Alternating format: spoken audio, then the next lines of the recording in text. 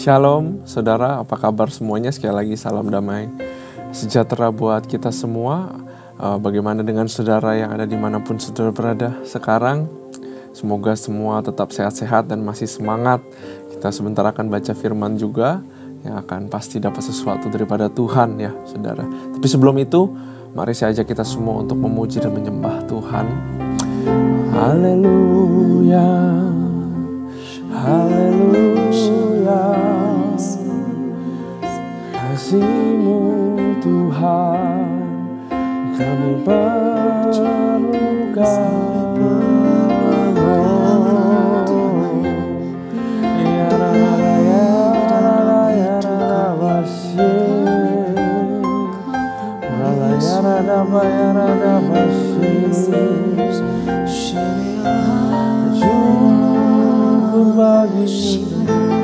Syukur bagimu Tuhan, pemilik hidupku. Kemanakah kami mencari kasih sejati? Kemanakah kami berseru saat badai datang menderu? Yang kami tahu hanya Kau yang mampu pulihkan segala sesuatu. Kami perlukan keajaiban-Mu, kami butuhkan sentuhan tangan-Mu. Kami tak dapat jalan sendiri, kami perlu Kau Tuhan.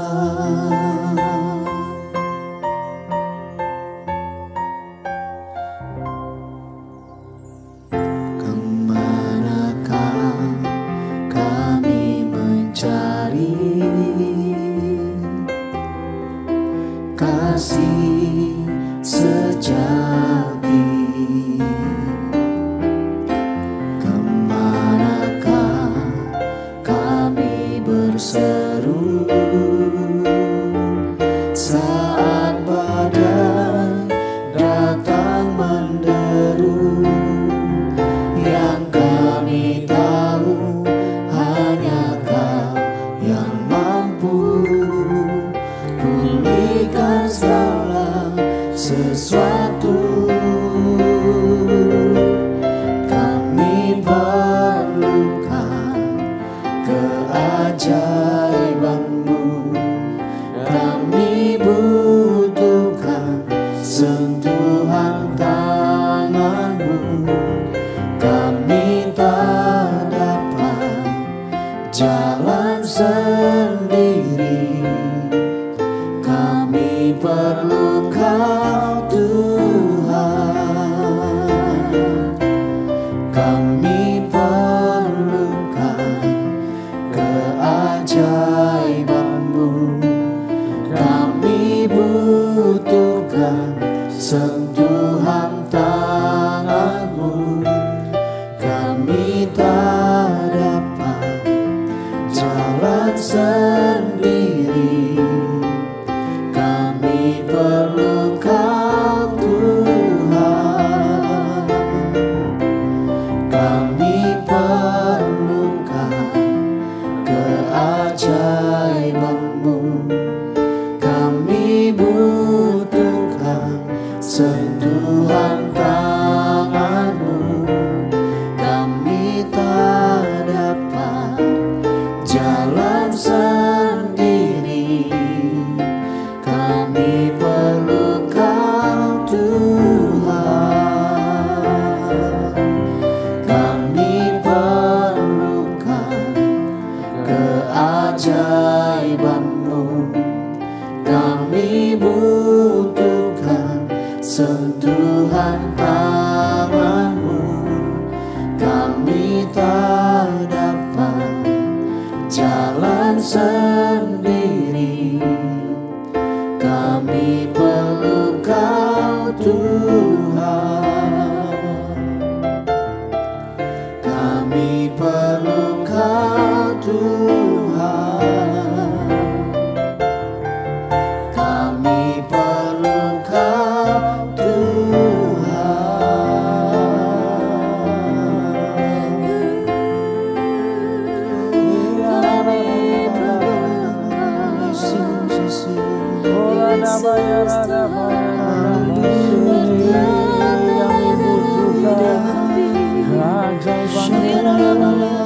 Kami butuhkan pertolongan.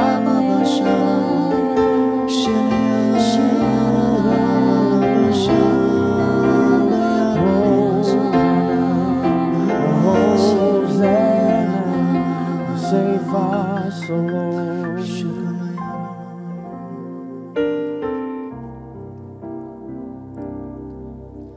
Kau di hatiku,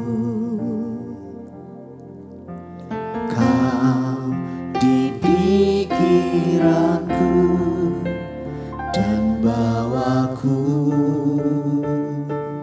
mendekat di mana Kau tinggal.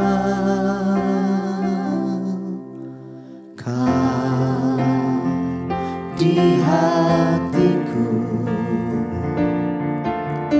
Kau di pikiranku, dan bawaku mendekat di mana Kau tinggal. Ku perlu Kau Tuhan, menjamah hatiku. Ku perlu Kau Tuhan di hidupku.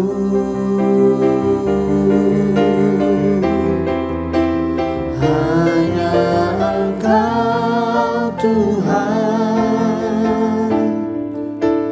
mengerti hatiku. Hanya Engkau Tuhan yang ku perlu.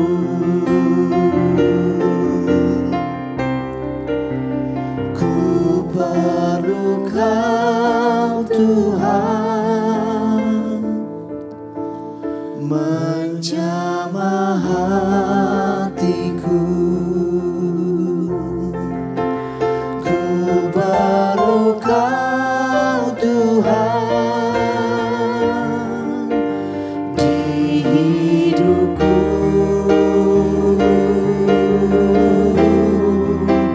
Hanya Engkau Tuhan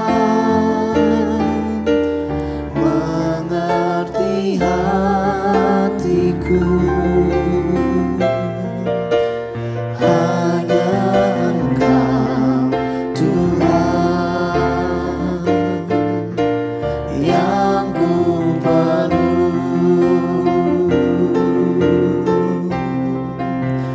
Ku perlu Kau Tuhan, menjamah hatiku. Ku perlu Kau Tuhan di hidupku.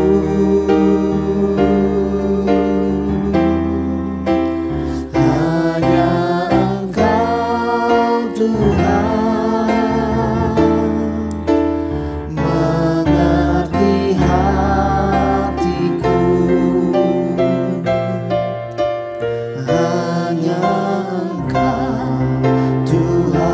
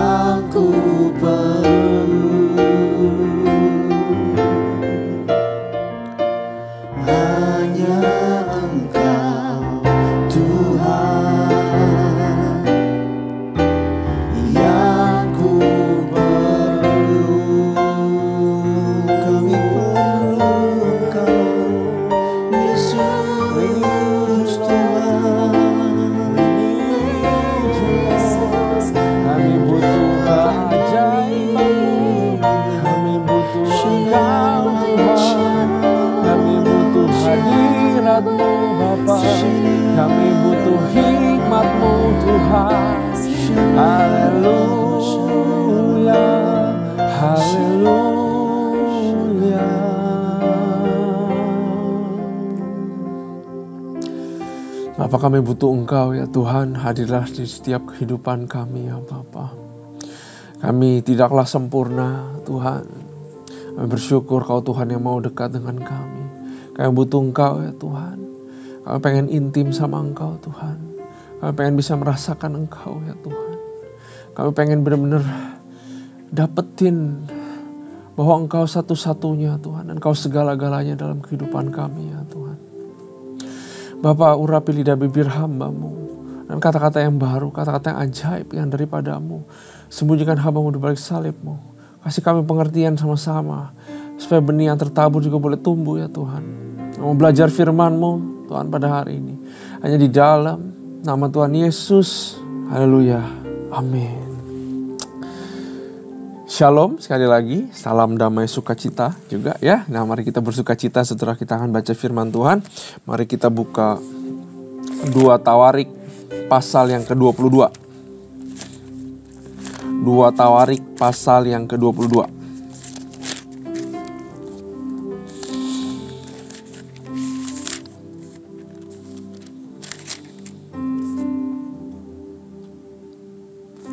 Oke.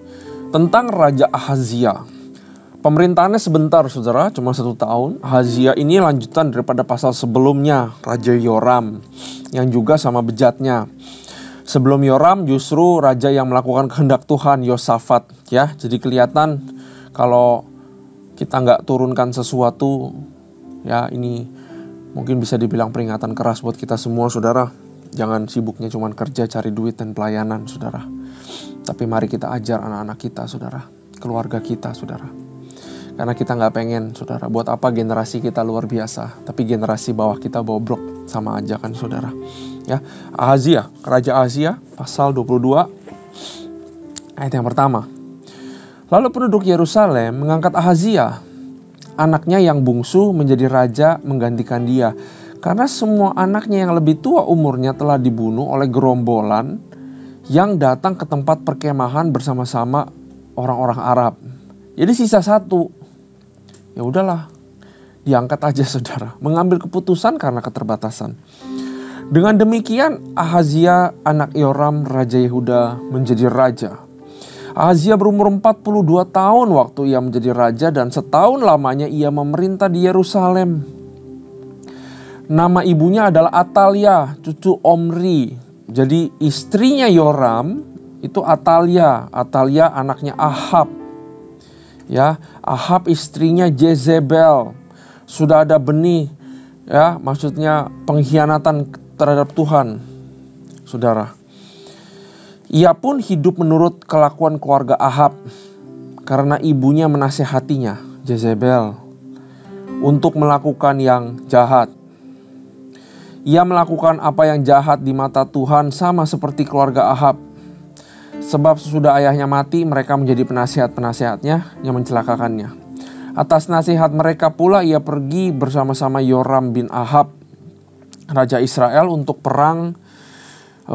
Jadi ada juga Yoram bin Ahab. Jadi Raja Israel yang sekarang, yang tandemnya, istilahnya bukan tandem ya. Kan ada Yehuda sama Israel saudara. Kalau Yehudanya sekarang Ahazia, ya Israelnya namanya juga Yoram bin Ahab.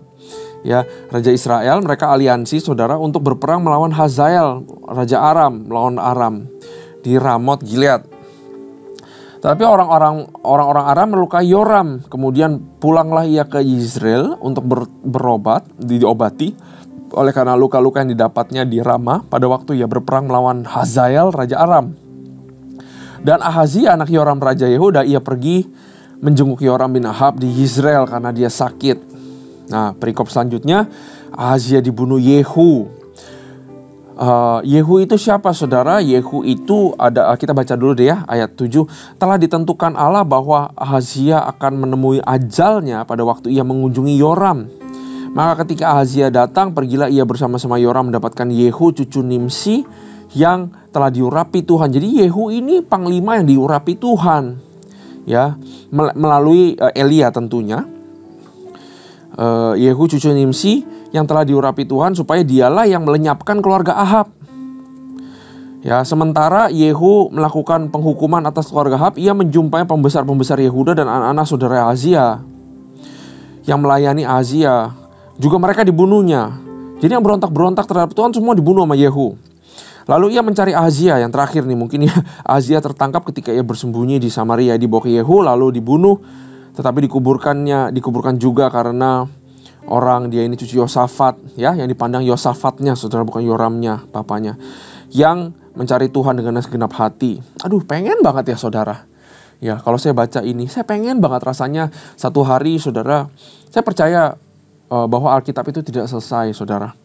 Itu terus ditulis sebenarnya karya Roh Kudus dalam kehidupan pribadi kita. Saya pengen banget ya kalau ternyata nanti saat terakhir saya bertemu Tuhan, saudara, tertulis bahwa misalkan Randy, ya, seseorang yang berkenan di hadapan Tuhan. Itu benar-benar satu tujuan hidup, saudara, benar-benar yang harus kita kejar. Dia ini cucu Yosafat yang mencari Tuhan dengan segenap hati.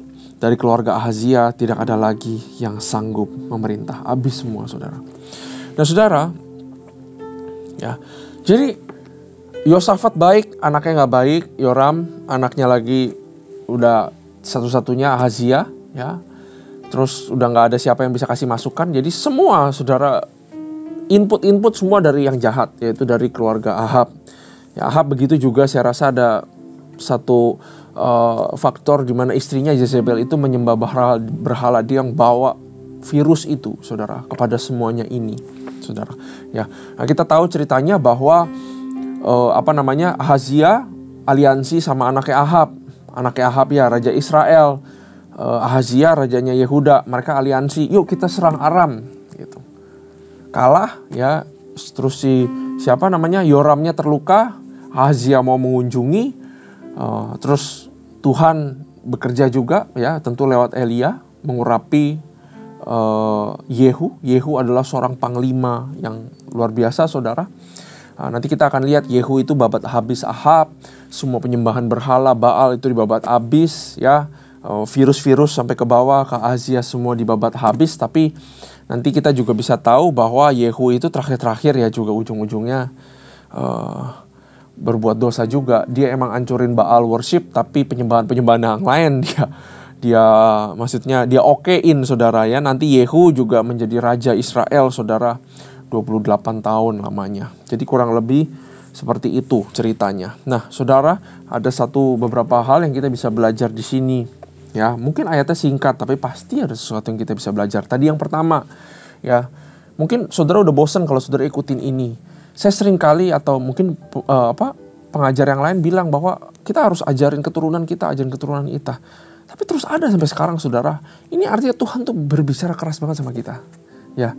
Nah, poin yang pertama, saudara, ajari anak kita takut akan Tuhan. Itu utamanya. Ajarin dia cara cari duit lah segala macam, itu belakangan, saudara. Saudara cari duit baik tapi belum tentu benar. Yang benar adalah ajarin keturunan kita itu kenal Tuhan, cari Tuhan. Karena sumbernya semua dari Tuhan. Kalau mau kelihatan sejahtera, lintas generasi, saudara, stop kegiatan-kegiatan yang cuman bekerja terus atau stop males. Mulai kita bangun hubungan sama anak kita. Ya, supaya Yosafat, Yoram, Ahazia gak kejadian di dalam silsilah keluarga kita. Ya, saya sendiri juga mau komitmen, saudara. Saya harus perkenalkan Tuhan secepat mungkin kepada anak saya. Saya harus doakan dia. Kalau bisa sedari dia di bawah 5 tahun, di bawah 10 tahun. Kalau dia bisa diurapi sama Tuhan, bisa berbahasa roh. Saya kejar itu, saudara. Sejak dari dulu saya mau dia kenal nama Yesus. Sejak dari dulu saya mau ajarin dia bahwa segala sesuatu tanya papa ya. Kan dia belum ngerti Alkitab. Tanya papa ya, yang mana yang benar yang salah gitu. Mari kita ajarkan itu kepada anak-anak kita, saudara. Apalagi kalau anak saudara udah gede. Udah keburu gede. Udah susah dibilangin, saudara. Berdoa, saudara. Puasa, berdoa. Supaya anakmu dijamah Tuhan. Teteskan air mata. Bahkan teteskan darah. Supaya keturunan-keturunan kita itu diselamatkan, saudara. Dan mengenal Tuhan. Itu yang pertama. Dan yang kedua kita lihat. Bahwa Ahazia diangkat sama penduduk Yerusalem. Karena sisa itu aja raja. Ya. Saya selalu suka sama tema yang namanya make decision. Karena menurut saya membuat keputusan sangatlah susah, saudara. Ya, kita lihat bahwa Ahazia diputuskan untuk diangkat jadi raja. Karena apa, saudara, dia diangkat? Karena ketersediaan. Ya, sisanya cuman itu. Tinggal itu aja. Saudara pernah mau makan, kenapa lu makan itu? Itu kan kagak enak. Ya cuman itu doang yang buka, ya terpaksa harus makan itu, saudara. Ya, artinya gini, saudara. Jangan sampai kita mengambil keputusan karena yang tersedia cuman itu. Contoh lain lagi, saudara, tentang jodoh. Ya, mari kita, kalau saudara yang sedang mencari jodoh, saya percaya jodoh adalah salah satu hal yang ada di dalam doanya Tuhan juga buat kita. Ya, mari kita berdoa buat jodoh, contohnya seperti itu. Kenapa, saudara? Karena jangan sampai kita main-main sana sini segala macam.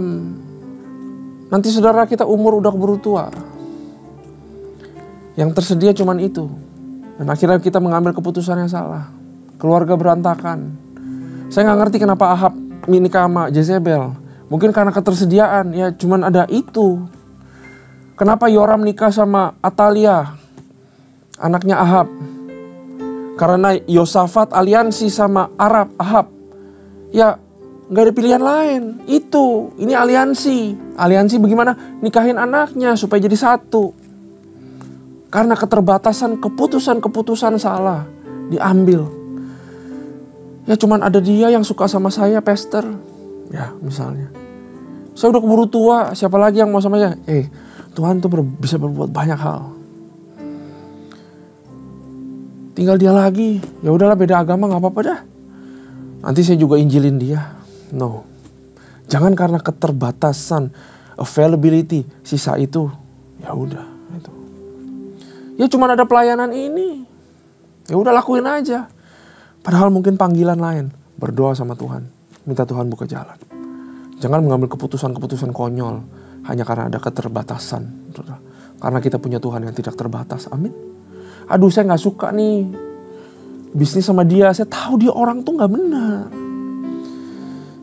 Nanti jangan-jangan dia gini, dia gitu. Tapi saya butuh Tuhan. Cuman ada dia, ya udah dia jalanin dulu. Jangan kayak gitu. Belajar dari sini. Ada hal-hal yang mengikuti keputusan yang saudara harus perhatikan baik-baik. Satunya tadi yang barusan ini. Soal ketersediaan. Ada juga yang lain, input. Karena input yang jelek, Ahazia ngelakuin macam-macam. Perhatikan input. Apa yang kamu input tiap hari? Kalau inputmu busuk, keputusan-keputusanmu juga busuk. Cara pikir juga. Ya, makanya harus baca firman Tuhan. Makanya harus diubahkan. Saudara, kita harus alami transformasi. Supaya berubah cara pikirnya. Karena cara pikir akan menghasilkan keputusan. Gue bingung kenapa sih lu ngelakuin itu. Ya karena itu juga gitu ya sama orang ya. Kenapa sih kamu ngelakuin itu? Ya gue pikir bisnis begini. Ya saya pikir ya pacaran ya begini. Kumpul kebo. Karena cara pikir, keputusan semua menjadi salah. Value juga mempengaruhi bagaimana kita mengambil keputusan. Nilai apa yang kamu taruh kepada sesuatu, keputusanmu akan mengikuti. Misalkan, saya lagi nabung, saudara. Duit udah gak banyak nih bulan ini. Ya, saya menaruh value yang penting terhadap uang. Karena memang sudah tidak banyak. Karena saya menaruh value yang besar ke situ. Saya sekarang harus pergi ke satu tempat. Saya naik taksi apa naik Gojek, saudara? Siapa sih naik Gojek? Karena value-nya lebih besar di uang. Tapi kalau saya pikir, ya uang bisa dicari dah. Yang penting saya aman, kalau naik motor ketabrak bisa mati. Saya value keselamatan lebih. Saya pasti naik taksi daripada naik Gojek. Ya, value menentukan keputusan kita. Kalau benar kita kasih value yang tinggi buat Tuhan, saudara, pasti kita melayani. Pasti kita kasih waktu. Pasti kita korban buat Tuhan. Pertanyaannya, saudara kasih nilai kepada Tuhan seberapa besar? Kalau saudara kasih nilai kepada Tuhan kecil, ya sudah pasti Tuhan ada di prioritas ketiga. Saudara akan ambil keputusan buat yang lain dulu. Baru keputusan untuk melayani atau berdoa atau menyembah atau belajar firman Tuhan. terhadap Alkitab ini, saudara. Saudara kasih value seberapa besar?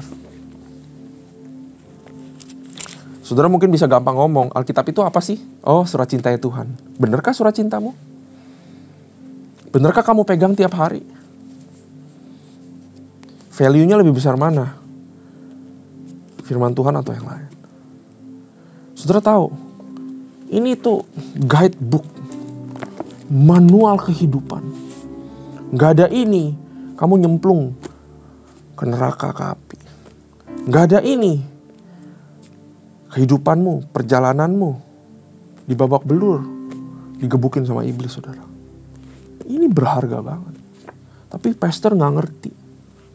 Ya, minta doa. Pasti akan dibuat ngerti. Ya, apalagi saudara, yang mempengaruhi keputusan kita itu perasaan. Jangan karena perasaan kita buru-buru mengambil keputusan. Saudara, kita harus ingat.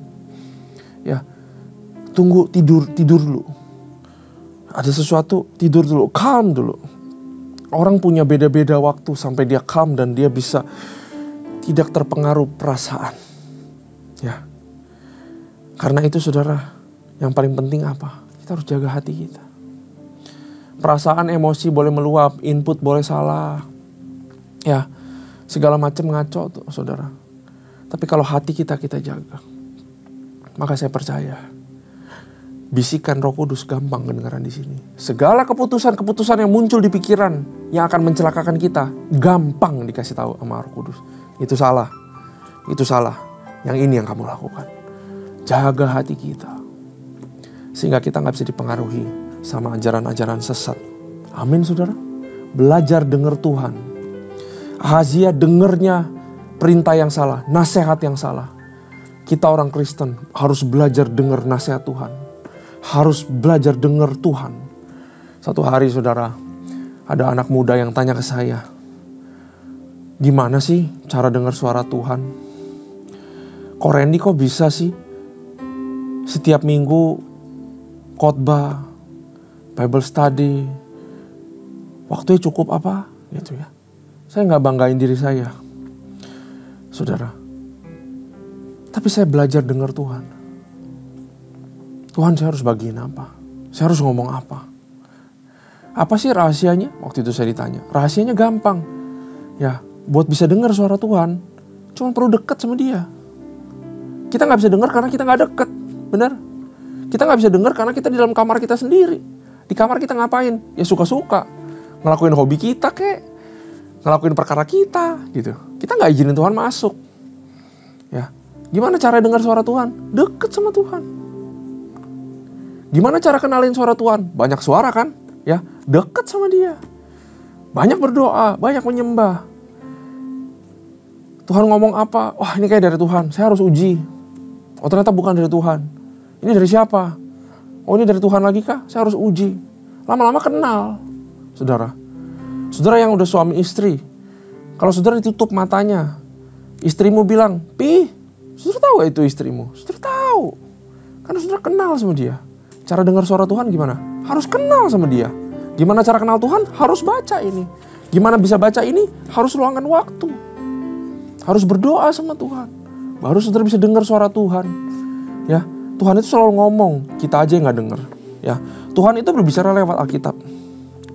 Tuhan juga berbicara lewat pengkhotbah yang diurapi. Tuhan berbicara lewat komunitas, komsel, orang-orang di kiri kanan di gereja. Tuhan bicara lewat itu. Tuhan bicara lewat impression, tiba-tiba muncul di dalam hati. Saya kayak mau nolong orang ini. Saya kayak punya ide ini. Saya kayak pengen berdoa. Suara Tuhan, impression.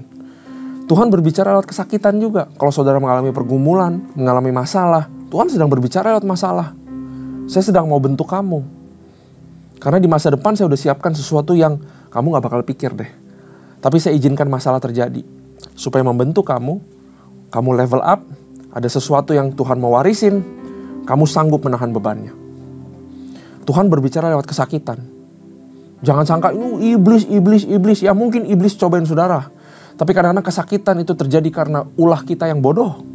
Tapi Tuhan pakai kesakitan untuk dia bicara saudara. Karena di dalam kita ada Roh Kudus. Kamu pasti diajarin sesuatu di dalam kesakitan. Makanya belajar di dalam kesakitan. belajar sesuatu di dalam kesakitan. Itu suara Tuhan. Ya, Tuhan bisa didengar dari mana lagi? Waktu saudara berdoa dan dia diam aja. Itu Tuhan sebenarnya ngomong. Ya, kamu besar, kamu sudah dewasa, kamu sudah jalan segitu lama sama aku. Kalau saya diam, ya artinya gak ada yang masalah. Kadang-kadang begitu aja saudara simpelnya. Tuhan, boleh gak ya saya gini gitu. Sudah diuji sama firman Tuhan. Hati juga benar saudara. Tuhan diam aja. Tuhan pengen uji iman. Kamu berani gak melangkah dengan iman? Iman itu kan gak melihat. Ya, gak usah mendengar. Iman itu melangkah. Kamu berani gak kayak begitu? Kadang-kadang Tuhan berbicara lewat kesunyian. Dia tidak berbicara apa-apa. Artinya mungkin saudara tahu, this is fine. Atau karena Tuhan diem, makanya saudara gak tenang. Saudara teliti lagi. Apakah keputusan ini benar-benar memuliakan Tuhan? Akhirnya saudara kadang-kadang tahu sendiri, ini salah dah. Tuhan sebenarnya berbicara dan membimbing kita. Ya, dan Tuhan juga berbicara lewat acara-acara gereja, saudara. Tuhan pakai gerejanya di zaman sekarang. Lewat acara-acara gereja, saudara. Saudara yang tahu Kids Crusade terjadi kemarin di CK7, di GBPRC. Kalau saudara kelewatan itu, atau mungkin saudara dari gereja lain, saudara coba nonton rerunnya. Berapa banyak anak diurapi luar biasa. Ya, saya ngiri saudara, anak saya belum 7 tahun. Kalau anak saya udah 7 tahun, saya akan cemplungin ke dalam situ. Saya perlu dia diurapi oleh Tuhan. Tuhan berbicara lewat church event, lewat program-program gereja. Jangan anggap program gereja hanya program.